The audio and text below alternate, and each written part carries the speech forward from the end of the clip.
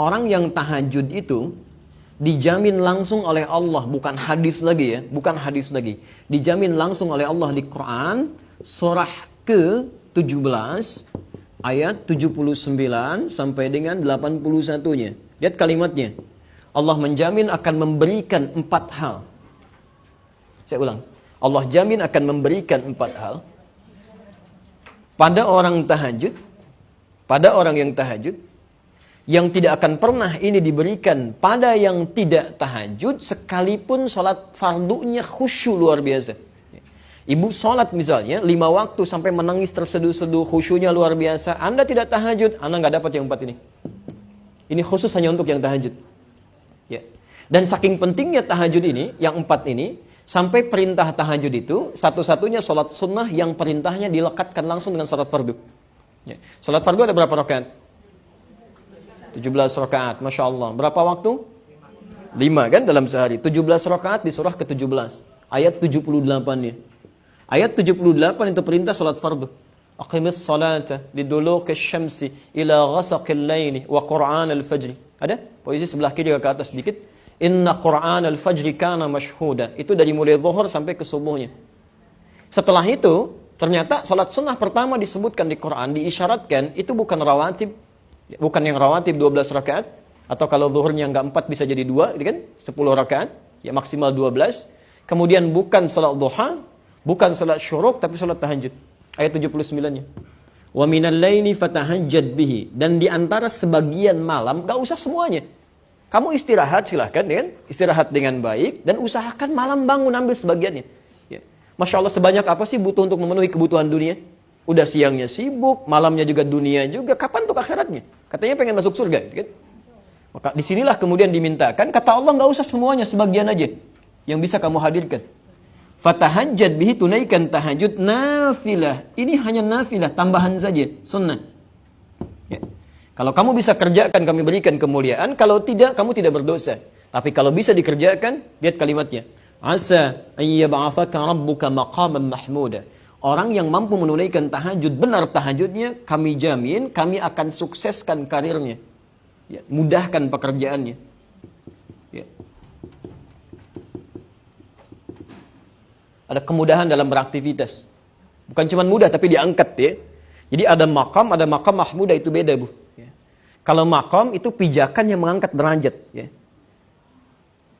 Misal ada seseorang misalnya mendapatkan kebaikan, promosi jabatan, bisa disebut dengan makam. Tapi belum tentu orang bisa suka dengan itu. Mungkin ada yang iri hati, ada yang tidak sudi dengan itu. Kok bisa dia ya? Kenapa bukan yang lain? Ada. Tapi kalau seseorang terangkat naik dan orang semua paham memang dia yang pantas, dia yang layak, dia yang baik, maka makamnya ditambah dengan kalimat mahmudah, maqaman mahmudah. Ya.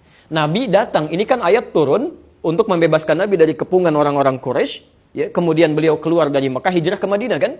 Perhatikan, ketika datang ke Madinah bukankah sudah ada pemimpin di sana? Kan? Ada Abdullah bin Ubay bin Salul, ada kepala suku yang lain. Ketika datang Nabi orang baru, tidak mudah mengangkat beliau sebagai pemimpin. Mungkin ada yang tidak suka, tapi orang kebanyakan mengatakan beliau yang pantas, beliau yang baik dan sebagainya. Ya, pelan-pelan. Ya. Kemudian yang kedua, wa qur rabbi adkhilni mudkhala sidqin. Akan dimudahkan urusan pekerjaannya, dibimbing mengawali aktivitasnya, dibimbing Allah. Ya, mengawali aktivitas. Dibimbing Allah subhanahu wa ta'ala. Masya Allah. Tidak ada yang paling nyaman, paling mudah kecuali mendapat bimbingan Allah subhanahu wa ta'ala. Di rumah tangga dapat bimbingan. Mau ke kantor dapat bimbingan. Ketika dibimbing Allah tidak mungkin menemukan teman yang jelek. Tidak mungkin menemukan makanan yang buruk. Tidak mungkin menemukan pakaian yang buruk dan sebagainya. Wa akhrijni mukhrajas sidqin. Wa akhrijni mukhrajas sidqin. Diberikan solusi terbaik ketika punya masalah. Alhamdulillah. Ibu sedang jalan nih, begitu jalan, kan? Masya Allah, tiba-tiba ada petugas berseragam kasih isyarat, bu, minggir gitu ya. Baik, apa yang sudah tergambar dalam benak ibu? Baik, tilang dan sebagainya. Ini kadang-kadang orang suka keliru ya. Dia suka keliru gitu. Kan tidak, Masya Allah.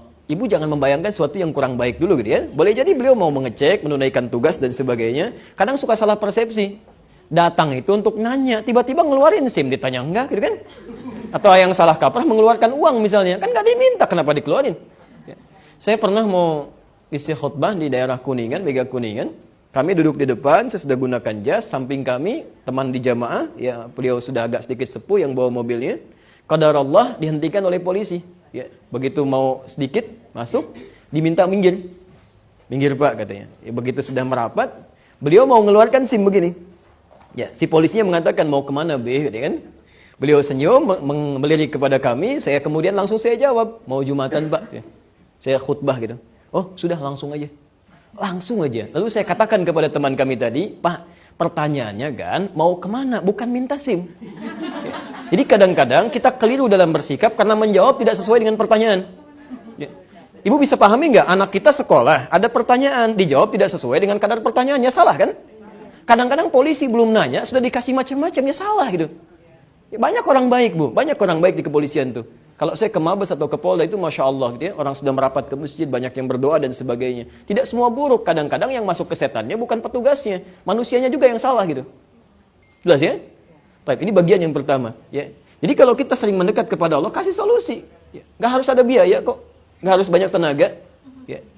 Pelan-pelan. Yang terakhir, waj'alni min ladunka sultanan nasira. Kalau diganggu dalam hidupnya, Masya Allah.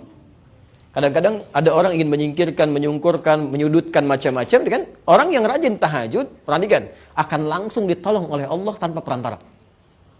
Ya. Tanpa perantara.